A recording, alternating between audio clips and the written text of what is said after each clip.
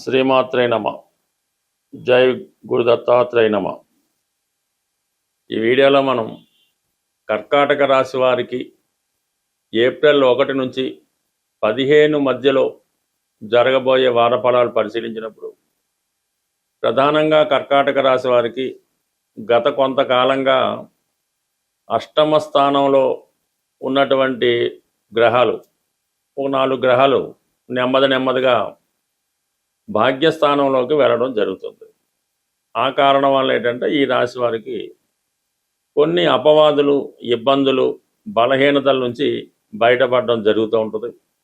కొన్ని ప్రధానమైనటువంటి issues, court సమస్యలు కానీ, ఉద్యోగపరమైన ఇబ్బందులు కానీ, వైవాహిక జీవితంలో భార్యాభర్తల మధ్య, కుటుంబ సభ్యుల మధ్య ఏర్పడినటువంటి వివాదాలు, ఇవన్నీ కూడా నెమ్మదిగా సాధారణ స్థాయికి చేరుకోవడం జరుగుతూ ఉంటుంది. ప్రధానంగా ఇప్పుడు కుజగ్రహం ప్రస్తుతం కుజుడు అష్టమ స్థాన సంచారం వల్ల ఉద్యోగపరమైనటువంటి ఇబ్బందులు ఎదుర్కోవడం జరుగుతూ ఉంటుంది. ఈ ఏప్రిల్ 2వ తారీఖున కుజుడు 9వ స్థానానికి మారడం జరుగుతుంది. అంటే ఒక విధంగా పంచమాధిపతి భాగ్యస్థితి, మీలో ఉన్నటువంటి నైపుణ్యానికి, మీలో ఉన్నటువంటి నిజాయితీకి తగిన గుర్తింపు అన్నది రావడం జరుగుతుంటుంది.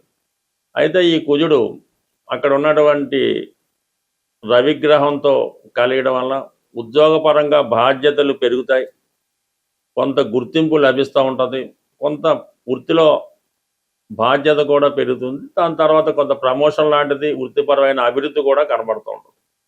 ప్రధానంగా మీరు ఏదైనా ప్రభుత్వ పదవి కొరకు, ఒక నామినేటెడ్ పోస్ట్ కొరకు ప్రయత్నం చేస్తుంటే ఈ సమయంలో మీకు అది లభించే అవకాశం ఉంటుంది. అలాగే మీ కుటుంబంలో మీ తండ్రి గారికి కానీ, లేదంటే మీ సంతానానికి కానీ ఎవరికో ఒకరికి అనారోగ్యపరమైన ఇబ్బందులు రావడం జరుగుతూ ఉంటుంది. విదేశంలో ఉన్నటువంటి మీ యొక్క పిల్లలకి, సంతానానికి ఒక విధమైనటువంటి ఉద్యోగపరమైనటువంటి ఇబ్బంది రావడం కానీ, వారికి ఏవో కొన్ని సమస్యలు, ఇబ్బందులు కూడా రావడం జరుగుతూ ఉంటుంది. అంటే ఆ సమస్యలన్నీ కూడా బయటపడతారు, కానీ ఒక ఒత్తిడి లాంటి ఇబ్బంది వారికి ఏర్పడుతూ ఉంటుంది. అలాగే ఉద్యోగపరంగా కొన్ని చికాకులు, వ్యక్తిగతంగా మీకు, మీ సంతానానికి, మీరు చిన్నవారైంటే మీ తండ్రి వారికి ఇటువంటి వృత్తిపరమైన ఇబ్బందులు, విదేశంలో ఉన్నవారికి కొన్ని చికాకులు ఏర్పడే అవకాశం ఉన్నది. ఇక ప్రధానంగా బుధుడు మరి అష్టమ స్థానంలో బుధుడు మళ్ళా ఈ 9వ తారీఖున భాగ్యస్థానంలోకి మారడం జరుగుతుంది. ఇది విద్యార్థులకి నిజంగా ఒక వరం లాంటిది. మీరు ఏదన్నా ఒక పోటీ పరీక్షలో పాల్గొన్నా, అలాగే పరీక్షల్లో సంపూర్ణ విజయం రావడం జరుగుతూ ఉంటుంది. అలాగే మీరు ఉన్నత విద్య కొరకు, ఉన్నత విద్య ప్రవేశానికి విదేశ ప్రయత్నాలు చాలా వరకు ఫలించే అవకాశం ఉంది. విదేశం కాకపోయినా కొంత దూర ప్రాంతం, మన సంస్కృతి కానీ వేరే ప్రాంతంలో విద్యను అభ్యసించాలనే మీకు ప్రవేశం చురువుగా దొరుకుతుంది. అలాగే ఇదే సమయంలో గవర్నమెంట్ సహకారం కూడా లభిస్తుంది. ఇక్కడ రవి ధనాధిపతిగా భాగ్యస్థాన సంచారం వల్ల విద్యార్థులకి ఆర్థికపరమైన ఇబ్బందుల నుంచి బయటపడడం జరుగుతూ ఉంటుంది. ఇక అప్పుడు ఓన్లీ రాహు మాత్రమే అష్టమ స్థానంలో ఈ 9వ తారీఖు ఏప్రిల్ నుంచి అక్కడ నుంచి అష్టమ స్థానంలోనే సంచరిస్తూ ఉంటాడు, డిసెంబర్ నెల 5వ తారీఖు వరకు. కాబట్టి కొంతవరకు కొన్ని విషయాల్లో జాగ్రత్తగా ఉండడం మంచిది. ప్రధానంగా పెద్ద ఇబ్బందులు అయితే ఉండవు, కానీ కంటిన్యూగా ఉండే సమస్యలు మామూలుగానే జరుగుతూ ఉంటాయి. ఈ ఎప్పటికప్పుడు అర్జెంటుగా వచ్చే ఇబ్బందులు, ఏదో పోలీసు వారం లాంటి ఇంకొచ్చే అవకాశం అయితే ఉండదు. దాని తర్వాత ప్రధానంగా శుక్రుడు దశమస్థాన సంచారం, ఈ పక్షం అంతా కూడా మరి చతుర్థ లాభాధిపతిగా దశమస్థాన సంచారం, దశమంలో ఉన్నటువంటి శుక్రుడు చతుర్థాన్ని వీక్షించడం వల్ల మరి ఏదైనా వాహన యోగం కానీ, ఒక గృహ నిర్మాణం చేపట్టడం కానీ, కొత్త గృహప్రవేశం చేయడం కానీ జరుగుతుంది. గృహంలో ఏదో ఒక శుభకార్యాలు జరుగుతూ ఉంటాయి. అంటే పుట్టింటి వారి యొక్క యోగక్షేమాలు తెలుసుకుంటారు. వారి కుటుంబాన్ని ఏదో విధంగా మీరు సందర్శించి కొన్ని రోజులు అక్కడ స్టే చేయడం జరుగుతుంది. మీ పుట్టింట్లో జరిగే ఏదో ఒక కార్యక్రమానికి మీరు పాల్గొనడం కూడా జరుగుతూ ఉంటుంది. ప్రధానంగా కర్కాటక రాశి వారికి ఒక పెద్ద మార్పు ఏంటంటే ఈ 9వ తారీఖు నుంచి ఏప్రిల్ 9 నుంచి ఏప్రిల్ 27 మధ్యలో ఈ భాగ్య వ్యయాధిపతుల మధ్య పరివర్తన జరుగుతుంది. 9వ స్థానాధిపతిగా ఉన్నటువంటి గురువు వ్యయంలో ఉంటే, వ్యయ స్థానంలో ఉన్నటువంటి బుధుడు 9లో ఉన్నాడు. అంటే పరస్పరం ఈ ఎక్స్చేంజ్ వల్ల మీకు కొద్ది రోజుల పాటు గురువు 9వ స్థానంలోకి వెళ్తే ఎటువంటి ప్రయత్నం నెరవేరుతుందో ఆ ఫలితం రావడం జరుగుతుంది. అంటే పుణ్యక్షేత్రాలు దర్శించడం, దూర ప్రాంతంలో ఉన్నటువంటి మీ సంతానాన్ని కలుసుకోవడం, సంతానాన్ని ఆశించే దంపతులకి ఈ సమయంలో సంతాన భాగ్యం కలిగే అవకాశం రావడం, అలాగే మీకు ఏదన్నా కొంత మంచి ఫలితాలు రావడం కూడా జరుగుతుంటే, వ్యయంలో బుధుడు రావడం వల్ల తృతీయాధిపతి వ్యయ స్థానం అవుతూ ఉంటాడు. ఆ కారణం వల్ల అన్నదమ్ముల కొరకు, పిల్లల చదువు కొరకు, వ్యక్తిగతంగా మీ విద్య కొరకు కొంత ధనాన్ని వెచ్చించడం జరుగుతుంటుంది. ఒక మంచి గురువు లభించడం వల్ల, ఒక మంచి మిత్రుడు లభించడం వల్ల వారి యొక్క సహకారంతో ప్రధానంగా కొన్ని సమస్యలను మీరు పరిష్కరించుకుంటూ ఉంటారు. సో ఏదైనా కర్కాటక రాశి వారికి ఎంత తెలివితేటలు ఉన్నా, ఎంత నైపుణ్యం, ఎంత ధనం ఉన్నా, ఎవరో ఒకరు వాళ్ళకి వెనకాల ఉండి సహకరించి ముందుకు తీసుకెళ్తే తప్ప ఏది కూడా తొందరగా ముందుకెళ్ళి ఒక నిర్ణయానికి రాలేకపోతుంటారు. మంచి సహకారం లభించినప్పుడు జీవితంలో మంచి ప్రోగ్రెస్, మంచి అభివృద్ధి రావడం జరుగుతుంది. అటువంటి మంచి మిత్రులు మీకు సహకరించడం వల్ల కంప్లీట్గా మీలో ఉన్నటువంటి నైపుణ్యానికి, టాలెంట్కి తగిన గుర్తింపు ఈ పక్షం నుండి రావడం ప్రారంభమవుతుంది. జ్యోతిష్య అభిమానులకు విజ్ఞప్తి, ఈ మార్చి నెల 29వ తారీఖున సుందరయ్య విజ్ఞాన కేంద్రం ఉదయం 9:30 నుంచి సాయంకాలం 5:30 వరకు జ్యోతిష్య మహాసభ నిర్వహించబడుతుంది. ఈ యొక్క మహాసభలో ప్రముఖ జ్యోతిష్కులైనటువంటి మల్లాది మణిగారు, నానాజీ పట్నాయక్ గారు, అలాగే జనార్దన ఠాగూర్ గారు మొదలగు ప్రముఖ ఆధ్యాత్మికవేత్తలు, జ్యోతిష్యవేత్తలు ఈ సభలో ప్రసంగిస్తారు. తప్పకుండా అవకాశం ఉన్నవాళ్ళు ఈ సభలో పాల్గొనవలసింది.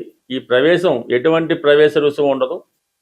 అలాగే కొంత జ్యోతిష్యం మీద ఇంట్రెస్ట్ ఉన్నవాళ్ళు, జ్యోతిష్యాన్ని నేర్చుకుందాం అనుకునే వాళ్ళు, ఆల్రెడీ జ్యోతిష్యంలో ఉన్నవాళ్ళు కొన్ని మెలకువలు, కొన్ని సూచనలు తెలుసుకోవడం జరుగుతుంటుంది. మీ యొక్క అభిప్రాయాన్ని కూడా స్వేచ్ఛగా అక్కడ చెప్పవచ్చు. మీ యొక్క సందేహాలు ఏమన్నా ఉంటే పెద్దల ద్వారా సందేహాలకు పరిష్కారం కూడా తెలుసుకునే అవకాశం ఉంది. తప్పకుండా మీరు ఈ మహాసభకి విచ్చేసి మా యొక్క ఆతిథ్యాన్ని స్వీకరిస్తారని ఆశిస్తూ, సాధారణంగా ఈ జ్యోతిష పరిహారాలు మనం ప్రతి వారం చెప్తూ ఉంటాం. ఈ వారం చెప్పే ఈ జ్యోతిష పరిహారం ఇంక జీవితంలో అన్ని క్లోజ్, ఏమీ చేయలేకపోయాం, అన్ని దారులు మూసుకుపోయాయి, వేరే మార్గం ఏమీ లేదు.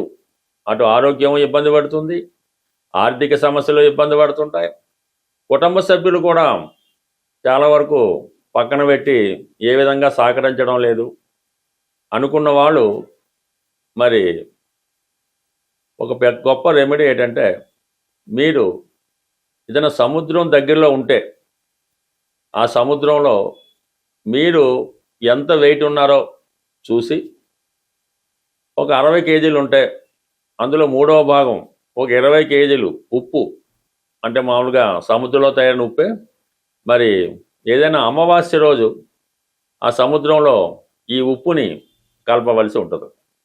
అలాగే 3 సార్లు ఈ 3 అమావాస్యలకి చేయడం వల్ల మీరు ఎంత మానసిక సమస్యలతో ఉన్నా, లవ్ ఫెయిల్యూర్తో ఉన్నా, 100కి 100 పాళ్ళు అప్పుల్లో మునిగిపోయి ఉన్నా, అసలు ఇంకా వివాహ జీవితం పూర్తిగా నాశనం అయిపోయి ఉన్నా, కంప్లీట్గా మీ 3 వారాలు చేసిన తర్వాత ఆ సమస్య చాలా వరకు పరిష్కారం అవుతుంది. ఇది 100కి 100 పాళ్ళు ప్రూఫ్ అవడం జరిగింది. అయితే ఇది ప్రతి ఒక్కరూ చేస్తే మాత్రం కుదరదు. ఇంకా జీవితంలో ఇంకా వేరే దారి లేదు అనుకున్న వాళ్ళు మాత్రం ఈ పరిహారం చేయడం వల్ల 100% సక్సెస్ అవడం జరుగుతుంది. ఇక అలాగే ఇంకొక రెమెడీ ఏంటంటే, ప్రధానంగా ఏదైనా ఒక అమావాస్య రోజు ప్రారంభించడం కానీ, ఇది ఏం చేస్తారంటే, మీరు ఇంట్లో ఎక్కడున్నా సరే కొద్ది వేరుగా పడుకోవాల్సి ఉంటుంది. ఒక తలగాడ, ఇది ఒక సాప, ఒక దుప్పటి, అంతే వేరుగా పడుకోవాల్సి ఉంటుంది. ఆ పడుకునే ముందు ఈ తలగడ కింద ఒక నలుపు రంగు క్లాత్ తీసుకొని అందులో ఒక గుప్పెడు నల్ల నువ్వులు, ఏదో ఒక 5 రూపాయలు 10 రూపాయలు కాయిన్ ఒకటి పెట్టి ఈ నల్లగొడ్డలో దాన్ని ప్యాక్ చేసి పైన ఒక పేపర్తో ఒక పొట్లంలా కట్టి తల కింద పెట్టుకొని పడుకోవాలి. రాత్రి పడుకున్నట్టు పడుకొని పొద్దున్నే లెగిసి ఆ ప్యాకెట్ అలా పట్టుకొని రోడ్డు మీదకి వచ్చి 4 రోడ్లు కలిసే చోట ఆ రోడ్డు మీద ఆ ప్యాకెట్ విడిచిపెట్టి మీరు బ్యాక్ వచ్చేయాలన్నమాట. అలాగా ఒక 8 రోజులు చేయడం వల్ల కంప్లీట్గా మీలో ఉన్నటువంటి బలహీనత తొలగి చాలా వరకు మళ్ళీ కొత్త జీవితానికి కారణమవుతుంది. ఈ 2 సమస్యలు కూడా బాగా క్రిటికల్ సమస్యల్లో ఉన్న వాళ్ళు ఈ పరిహారం చేయాలి తప్ప ఆల్రెడీ బాగున్న వాళ్ళు చేస్తే మాత్రం పెద్దగా ఉపయోగం ఉండదు. స్వస్తి.